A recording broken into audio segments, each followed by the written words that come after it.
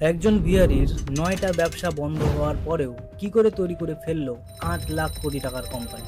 Partner Anil Agarwal ১৯ বছর বয়সে প্রথমবার বোম্বেতে আসেন।